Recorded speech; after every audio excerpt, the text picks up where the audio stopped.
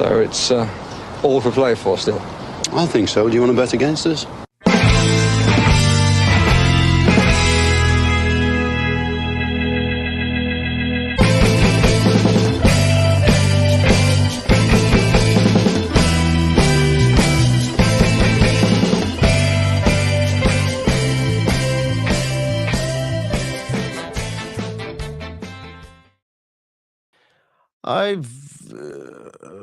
What's going on here? Hi, villains, and welcome to For the Love of Paul McGrath podcast. I couldn't see myself on the screen, and what a way to restart the season, I suppose, there with a little administrative error, a little technical error. But Aston Villa, I'm delighted to be back, should I say, for Aston Villa versus Walsall, and the season, pre-season, finally begins today. And I'm really looking forward to this game.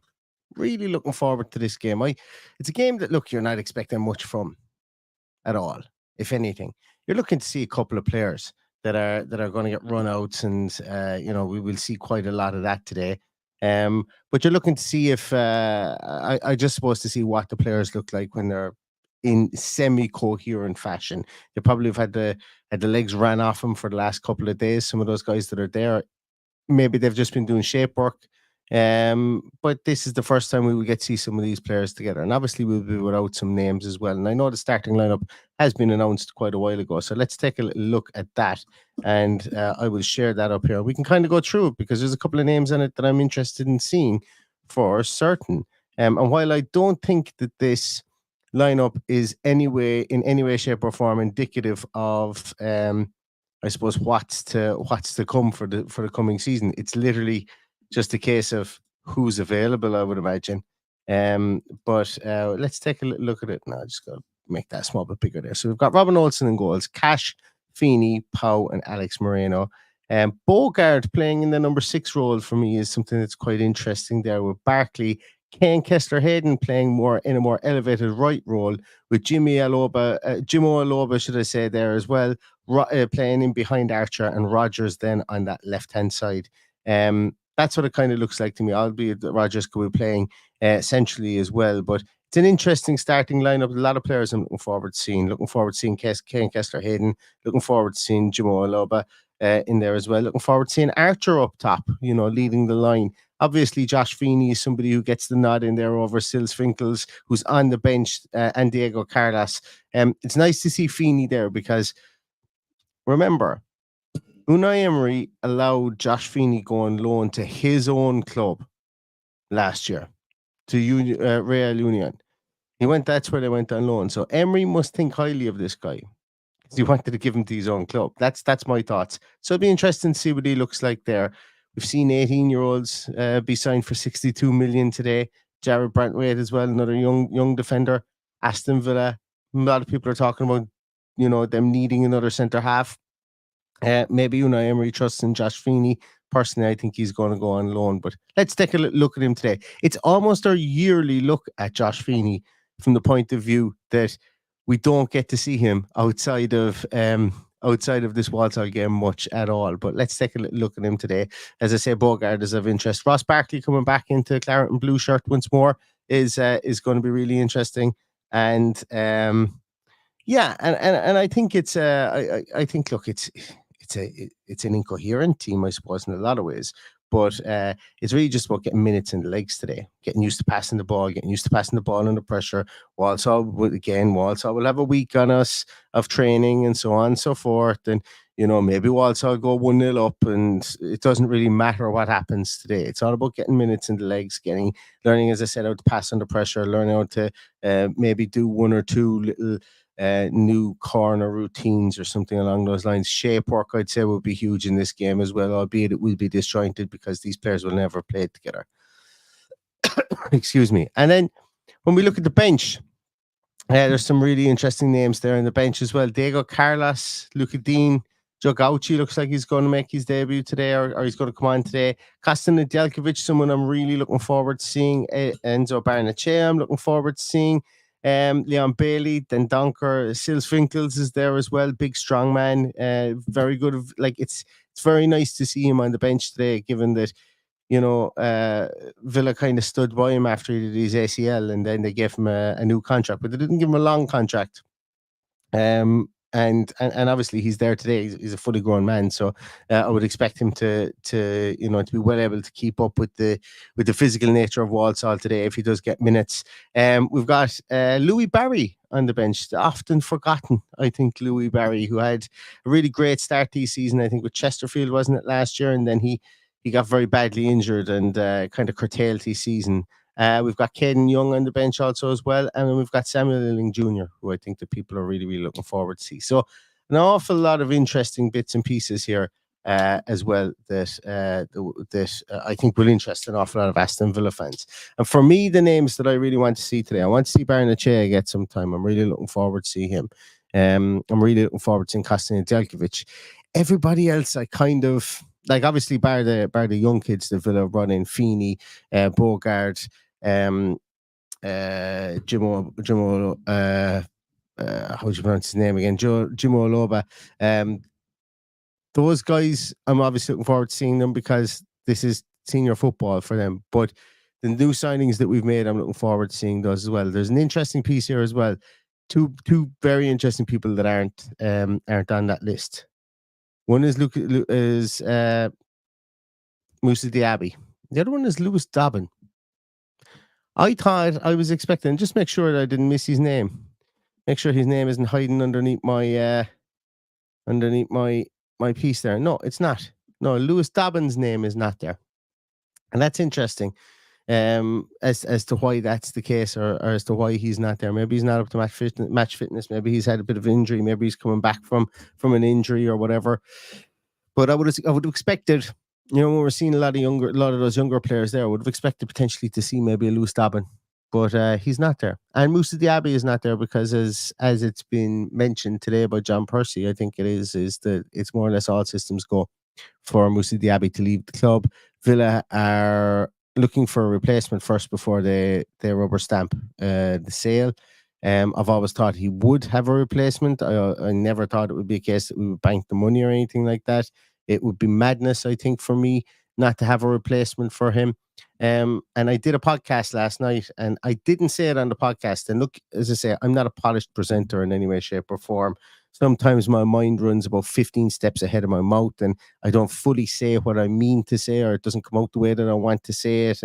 And sometimes I forget to even tell the premise of a podcast sometimes, But last night I did a podcast with regards to some young strikers. Not two of them were linked to two very young strikers.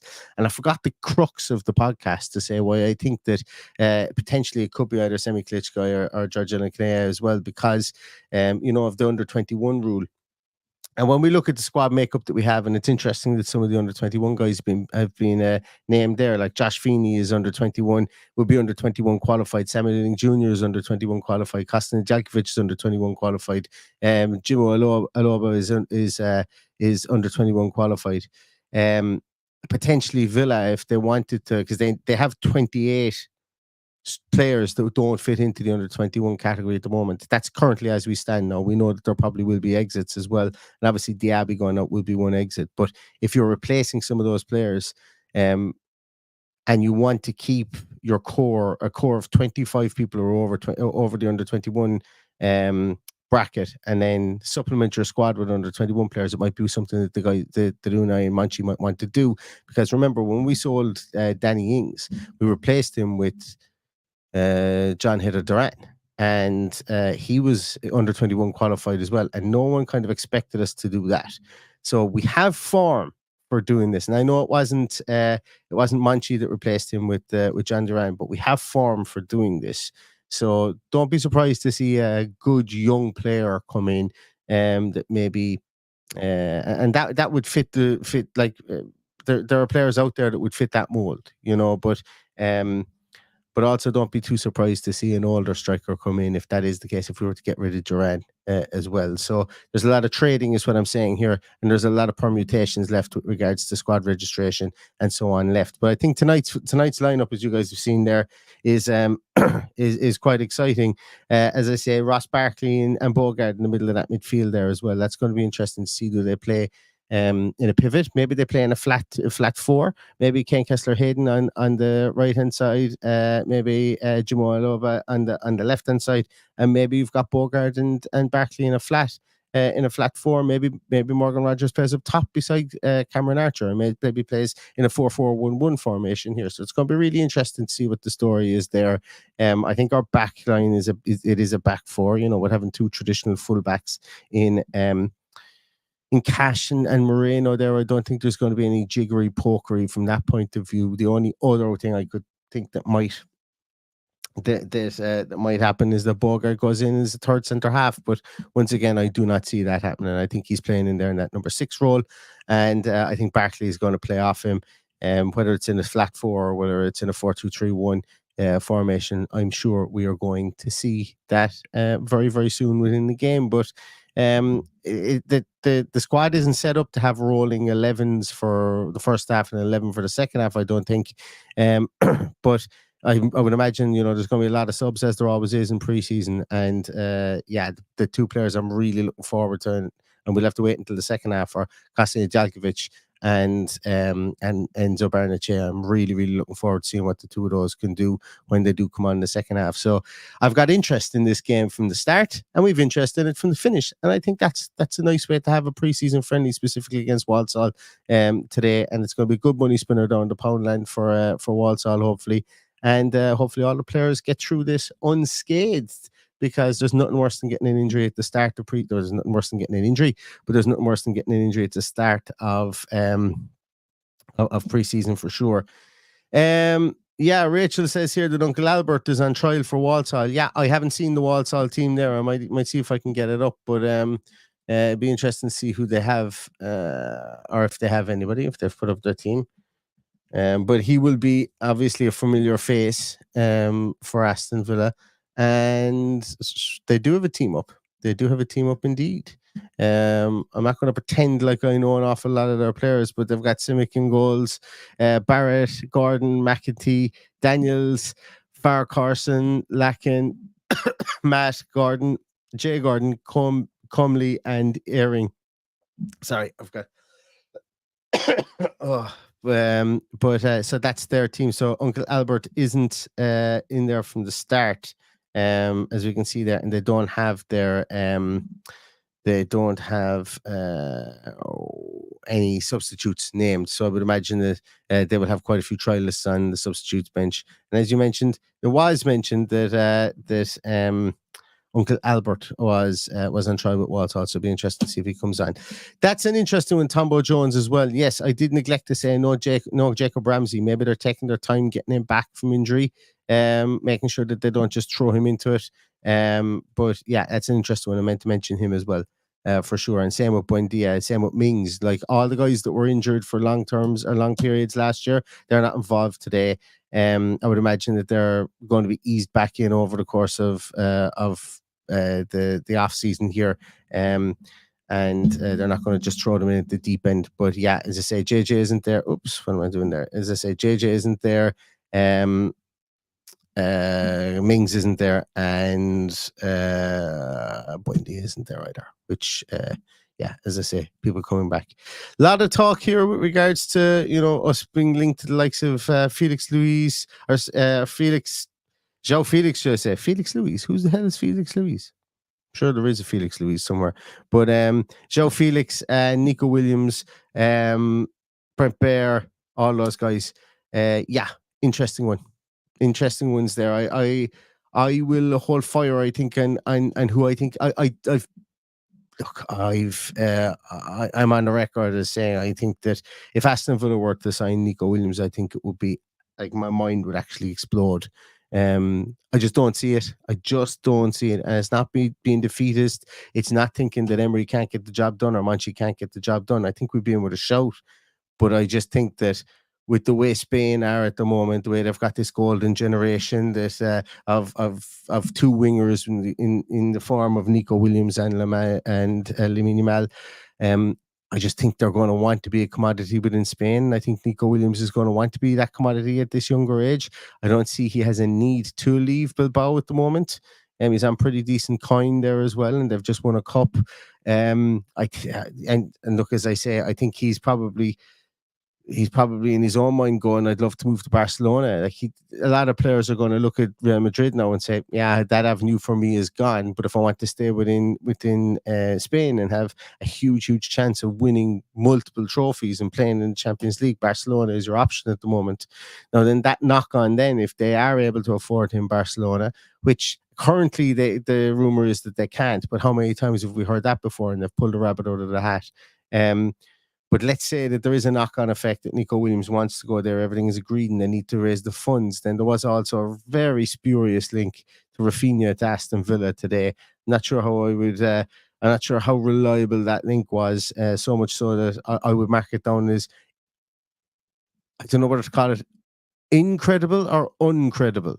With regards to the link. But look, another one, I think we're going to be linked with absolutely everybody over the course of this off season, specifically if we do sell Duran, if we do sell Moussa Diaby, because teams will know that we want replacements and be prepared to be linked with absolutely everybody. And look, me, I will look at everybody on their merits and do scouting series on as many of them as I possibly can. But I think for a Nico Williams point of view, the stars would really want to align for that. Be the happiest man in the whole lot of Aston Villa fandom if it was to happen. But I do think that the stars would really want to align for that one. But anyway, as I say, we're getting off the topic now. Where else are we? Any other comments out there as well? Yeah, top GS FIFA Gaming saying a 10 that can cover Watkins if he gets injured. I think that's probably the smartest way, second striker / striker. And I think João Felix probably fits that role, if I'm to be honest. Yeah, as Jerry's mentioned here, Rafinha linked as Diaby's replacement. I can't see that. I can't see that either. Because he has to play wide. He can't play in that number 10 role. And I think that it's, I'm not going to say it's lazy journalism, but I think that it's just putting 2 and 2 together. And we have been linked to Rafinha previously, but with Philogene Bidace coming back in here, I think that it's going to be number 10 that's going to come in. And I don't think the club are as quick to want to get rid of John Duran as maybe some of us in the fan base are. Us, when I say me, kind of outside that, I don't want to see John Duran leave. I prefer him to screw his head on and beat the world at Aston Villa, as opposed to screwing his head on and beat the world at West Ham or Chelsea. But it seems like he's probably on the way out. But if the club can convince him to stay with game time and he stays, I don't think we need another striker, given that we've got Cameron Archer there as well. So if Diaby leaves, we get a 10 in there to replace him, and we've got a Diaby, Rodgers, Buendia rotation that can play in that number 10 role there in that more central position, which I think is beneficial for the club because we need a bit of a rotation there. Obviously, then you could have a Tielemans in there. You could even push Barkley up there again, John McGinn up there. You've got lots of options to change things up if you wanted to win in that midfield when everything is all said and done. Anything else here?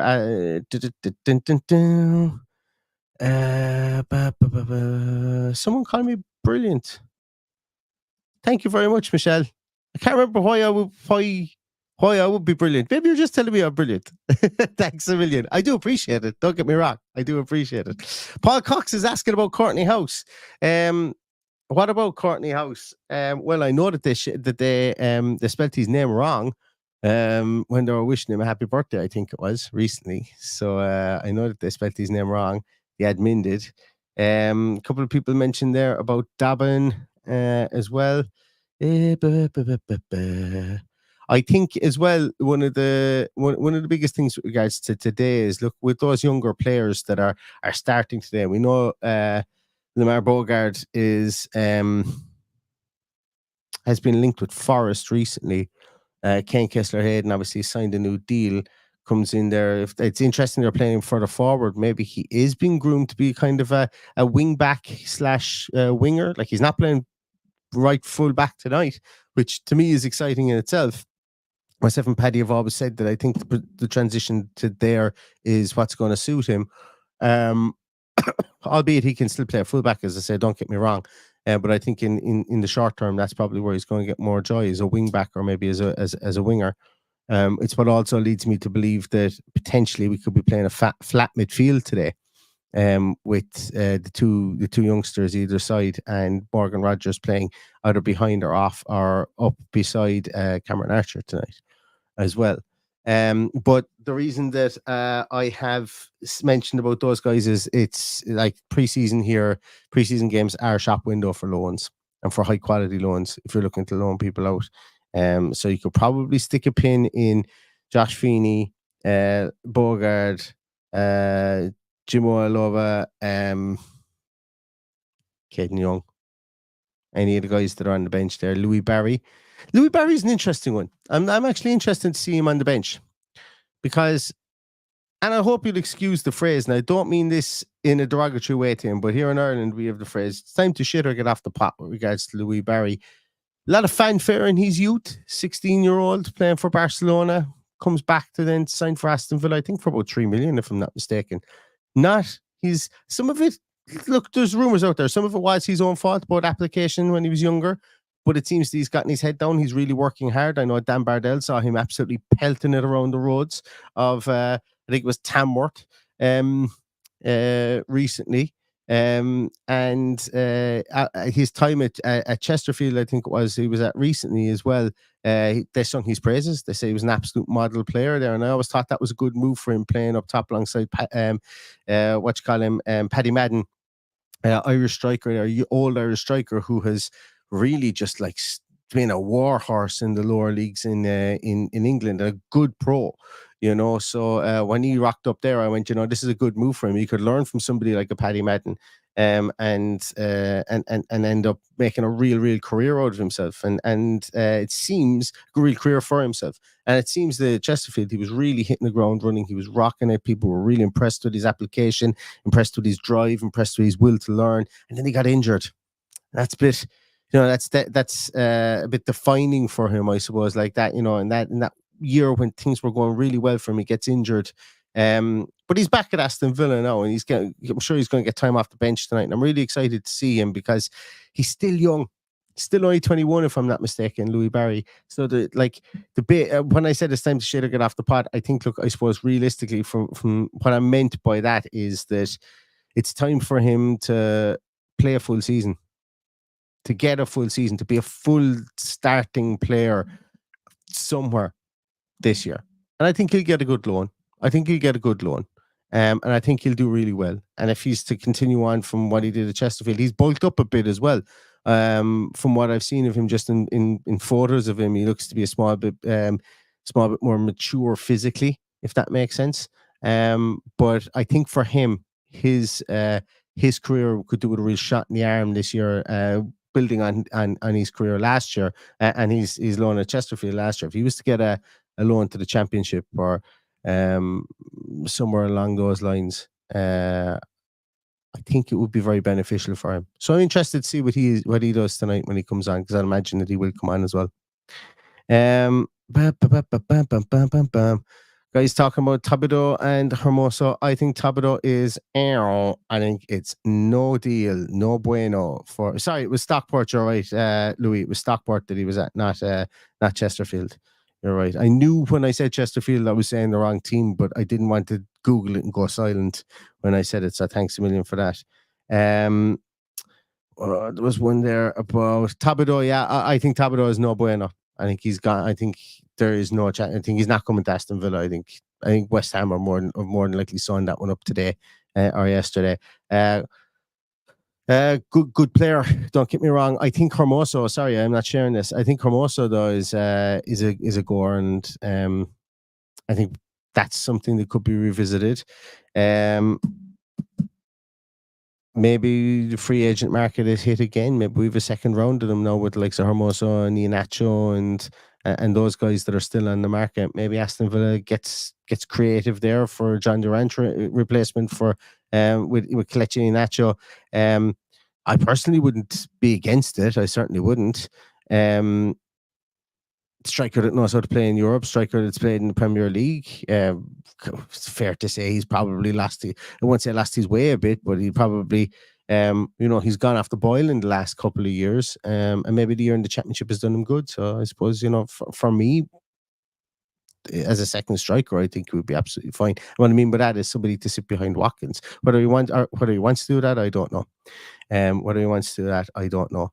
But Hermoso could be somebody that we might see. But then again, we've got a dearth of left-footed players and left backs at the club, so I would say that's very contingent on lowering the amount of left backs that we have at the club. Albeit that he's a left-sided central defender, it would definitely be, for me, lowering the amount of left backs that we have at the club would be consequent of him coming in as well. But yeah, I think that's really going to do it.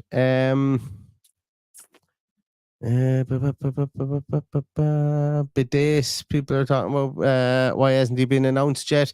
I would imagine that they've been just preparing for this game.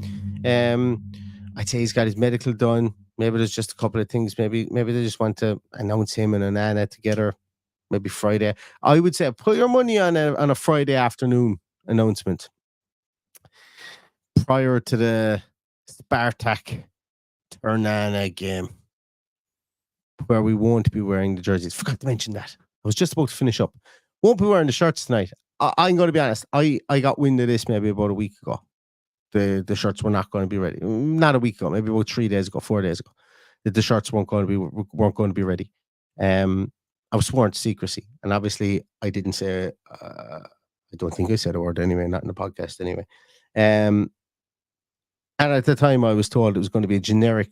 Essentially, it was going to be just a generic top, as templated could be, with the foundation on it, and they'd be auctioned off. They're going to be a one-time only thing that they'd be auctioned off for the foundation, and that the reason for that was that the template.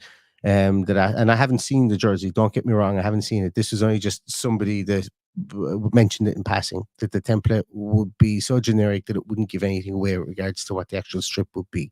I have no idea when the strip is going to be announced.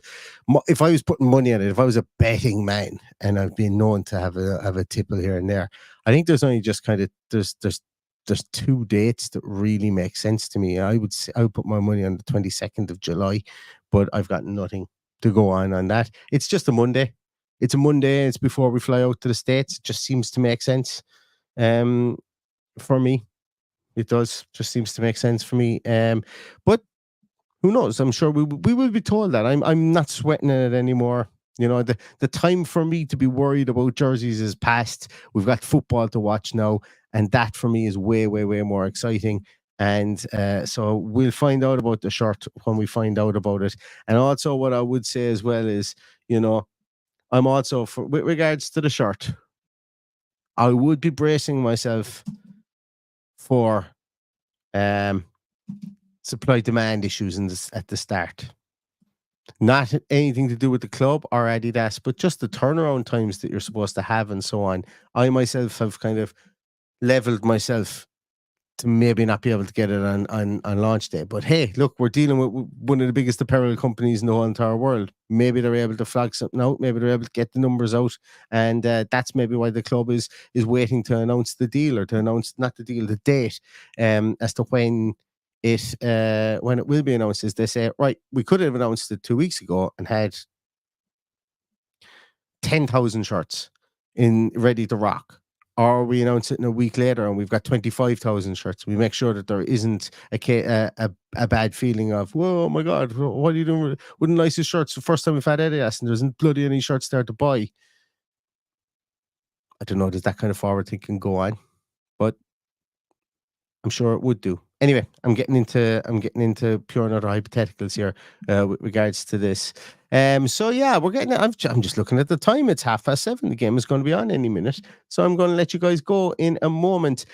What I did want to say before I do let you guys go is that the wonderful Dale AVFC Stato is back in action. And he will be, I say that as if he was out of action, but he's back for the preseason.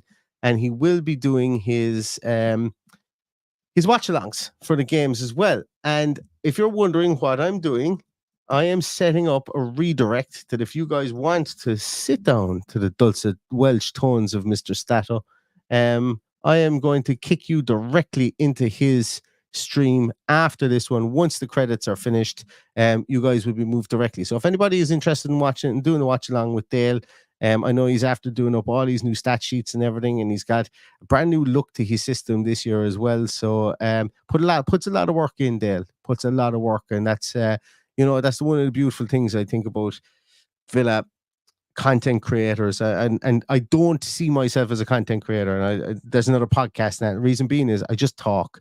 I don't create content. I talk. I get things right. I get things wrong. I get things mediocre. Whereas Dale creates content. The stuff he puts out on Twitter is really good. The amount of he has a talent for numbers. He's a talent for putting together spreadsheets. He's organized, and that to me is a content creator. And I have to put my hands up and say a fantastic job that he does. Well, I say put my hands up as if I'm conceding defeat, but you know what I mean? I have to give him massive amounts of credit for being able to do that. So if you guys are interested in anything, I'm going to throw you directly into his stream after this. But I'm going to go and catch myself. I called Can. I'm going to sit back. I'm going to watch this Walsall game. It started to rain pretty heavily here, so I'm going to kick back and blissfully brilliant in the blissful brilliance of Aston Villa Football Club being back again. So I hope you guys enjoy it. I'm going to come on directly afterwards as well, right? In the final whistle, get to see this mug once more. We're back in the swing of things again. If I may not create content, I may not be very good at doing at stuff like this, but I'm consistent, and that's what it is. So you'll see you guys afterwards, and hopefully we'll have an awful lot to talk about with those brilliant names that we spoke about there and those interesting names that we spoke about. So I'm going to leave you go. Paddy will probably be on with me afterwards as well, if any of you remember what he looks like. So we'll catch you afterwards. Enjoy it. Villa football is back. Stay safe, stay healthy, and up the Villa.